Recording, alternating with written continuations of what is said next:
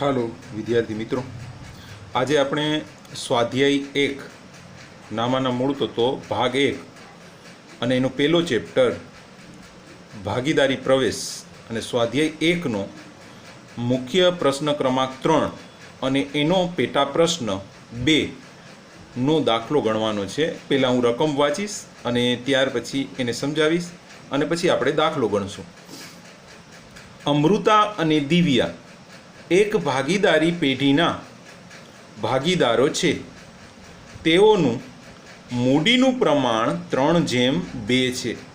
અહીંયા હું ખાસ તમને દોરવણી દેવા માંગુ છું કે અહીંયા આપણને મૂડીનું પ્રમાણ આપ્યું છે, તો મૂડીની વહેંચણી કુલ મૂડી આપી હોય તો મૂડીની વહેંચણી કરવા માટે મૂડીનું પ્રમાણ ઉપયોગી છે, પરંતુ ભાગીદારો વચ્ચે નફા કે નુકસાનની વહેંચણી કરવા માટે નફા નુકસાનનું પ્રમાણ હોવું જોઈએ, જે અહીંયા આપ્યું નથી।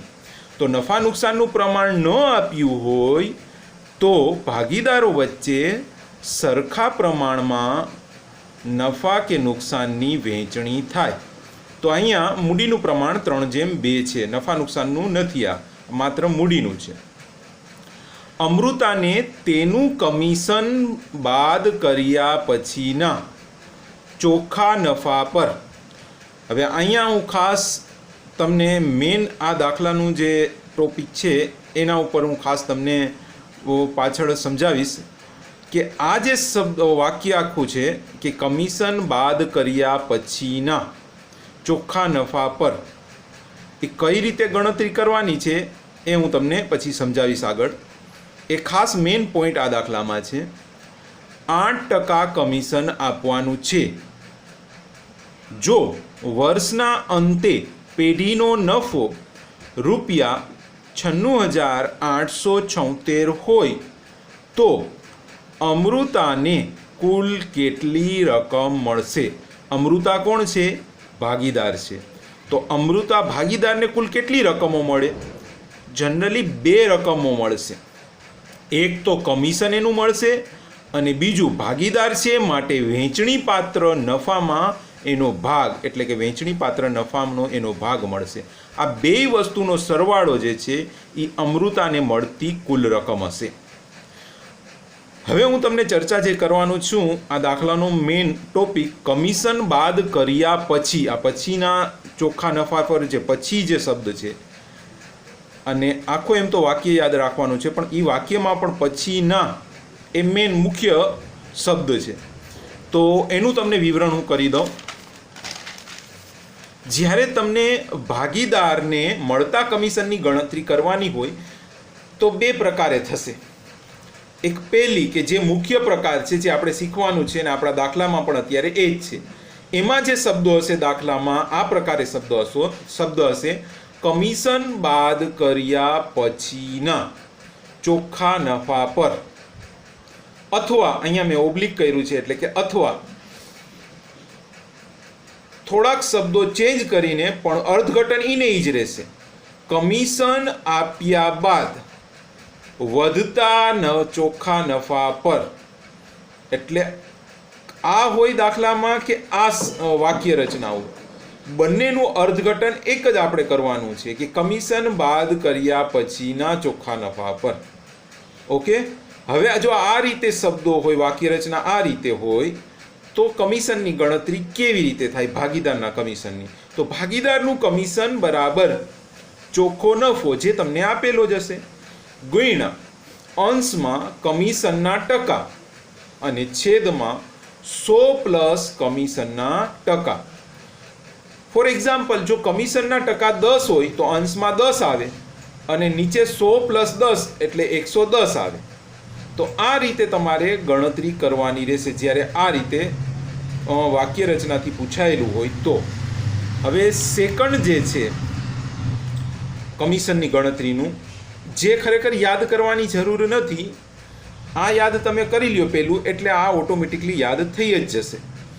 અહીંયા શબ્દો હશે કમિશન બાદ કર્યા પહેલાં। જો પહેલા શબ્દ ન હોય અને એમને હોય કે કમિશન આપવાનું છે તો પણ આ જ રીતે ગણતરી કરવાની, અને કમિશન બાદ કર્યા પહેલાં પણ જો શબ્દો હોય તો પણ હું જે કહું છું અત્યારે એ રીતે જ ગણતરી કરવાની રહેશે ચોખ્ખા નફા પર. ભાગીદારનું કમિશન બરાબર ચોખ્ખો નફો ગુણ્યા કમિશનના ટકા છેદમાં 100. આ જે રીત છે જનરલી આપણે જે ટકાવારી શોધીએ છીએ એ જ રીતે આપણે શોધવાનું છે. તો જ્યાં ચેન્જ થાય છે એ માત્ર પહેલો જ છે કે કમિશન બાદ કર્યા પછીના ચોખ્ખા નફા પર હોય તો ખાસ ગણતરીમાં ધ્યાન રાખવાનું. ને ગણતરીમાં શું ચેન્જ થશે? એક જ વસ્તુ કે છેદમાં 100 પ્લસ કમિશનના ટકા રહેશે, બાકી કંઈ ચેન્જ થશે નહીં. હવે આવો આપણે દાખલો ગણીએ. હવે દાખલામાં મેં તમને જે રકમ આપી પહેલાં એમાં લખ્યું જ છે કમિશન બાદ કર્યા પછીના છે, એટલે આપણે સમજી ગયા હશે કે છેદમાં 100 પ્લસ કમિશન આવશે. કમિશનનો દર છે 8%. હવે આ સ્ટેપ બાય સ્ટેપ આ દાખલો કરશું. એમાં 4 સ્ટેપ આવશે. પહેલો સ્ટેપ આપણામાં એમાં અમૃતાનું કમિશન આપણે શોધશું. તો અમૃતાનું કમિશન શોધવાનું છે, માટે મેં બાદ કર્યા પછીના છે એટલે આપણે સૂત્ર મૂકશું ચોખ્ખો નફો ગુણ્યા કમિશનના ટકા છેદમાં 100 પ્લસ કમિશનના ટકા. ચોખ્ખો નફો છે 96,876, આપણને આપેલો જ છે દાખલામાં 96,876 ગુણ્યા કમિશનનો ટકા 8 છેદમાં 100 પ્લસ કમિશનના દર અથવા ટકા એટલે 108. કેલ્ક્યુલેટરમાં ગણતરી કરતા અમૃતાનું કમિશન મળશે ₹7,176. હવે સેકન્ડ સ્ટેપ આપણે આવશું. અમૃતાનું કમિશન શોધી લીધા પછી આપણે એનો વેચણી પાત્ર નફામાં ભાગ શોધવાનો છે, પણ એના પહેલાં આપણે વેચણી પાત્ર નફો શોધવો પડશે. બહુ ઇઝી છે. વેચણી પાત્ર નફો બરાબર ચોખ્ખો નફો જે આપણને આપેલો જ છે 96,876 બાદ અમૃતાનું કમિશન એ આપણે બાદ કરવાનું છે જે આપણે શોધી લીધું છે. તો સૂત્રના આધારે એમાં રકમ મૂકીએ. ચોખ્ખો નફો 96,876 બાદ અમૃતાનું કમિશન 7,176 એટલે વેચણી પાત્ર નફો આવ્યો 89,700. હવે 89,700 જે છે એ કુલ નફો છે, એમાં અમૃતાનું ભાગ આપણે શોધવાનું છે. એટલે આપણે ત્રીજો સ્ટેપ આવશું. હવે ત્રીજા સ્ટેપ આવતા પહેલા, કારણ કે એનો ભાગ આપવાનો છે એ કેના આધારે આપણે આપશું? તો કે નફા નુકસાનના આધારે. ભાગીદાર છે એટલે. તો અહીંયા તો નફા નુકસાનનું દાખલામાં આપણને પ્રમાણ આપેલું નથી, તો શું કરવું આપણે?